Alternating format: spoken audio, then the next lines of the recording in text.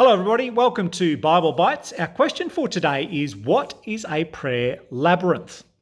Well, unfortunately, the reason we're asking this question is because prayer labyrinths have become popular in the modern church. And for those who are unaware of what the term means, a labyrinth is a circular path which leads to the center of an intricate design and winds its way back out again. So you could say that a prayer labyrinth in particular is unicursal. That means it has a single path in and a single path out. Now, a prayer labyrinth is supposedly used to facilitate prayer, meditation, spiritual transformation, and even promote global unity. And so while prayer labyrinths have been used in Catholic cathedrals for centuries, the past decade has seen their resurgence in popularity, particularly within the emergent church and other New Age groups and neo-pagans. Now, despite their current popularity, labyrinths have actually been used by a wide variety of cultures for the last 3,500 years. And there is evidence of ancient labyrinths in Crete, Italy, Egypt, Scandinavia, and North America. Now, ancient labyrinths had what is usually called the classical design of 7 rings or circuits, and these were decidedly pagan in function, because many labyrinths were dedicated to a goddess and they were actually used in ritualistic dance.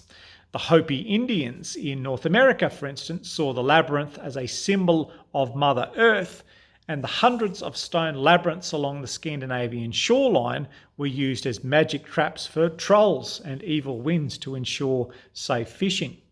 In the Middle Ages, the Catholic Church adapted the labyrinth for its own purposes within its cathedrals, and the classical form gave way to a more intricate design of 11 circuits in 4 quadrants, usually referred as the medieval design.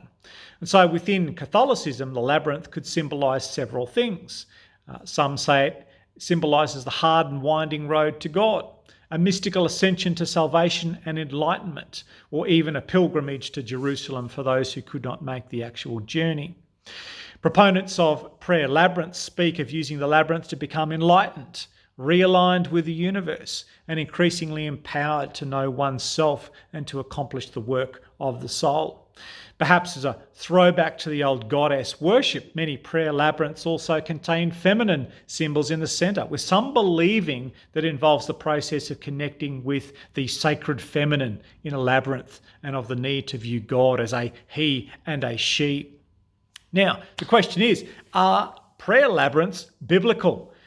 No, absolutely not. Not only are labyrinths never mentioned in the Bible, but they also conflict with several principles of biblical worship and prayer. Historically, labyrinths were rooted in paganism and then incorporated into Catholicism. Now they are promoted by the emergent church and others who seek to open spirituality apart from the Bible. But if you read the Bible, Paul's warning to the church should suffice to keep us focused on Jesus and to avoid all of these empty rituals. He says this, "See to it that no one takes you captive through hollow and deceptive philosophy, which depends on human tradition and the basic principles of this world rather than on Christ." And that is a really, really important point, really important piece of scripture to keep in mind. So, if you have a prayer labyrinth at your church, my advice is this: get rid of it. Simple as that. Get rid of it. It doesn't make you more spiritual. It doesn't make you closer to God. God doesn't want any obstacles or rituals between you and He. He simply wants you. He wants your mind and He wants your heart. He just desires that you worship Him and speak to Him in spirit and in truth. And you certainly do not need a prayer labyrinth to be able to do that.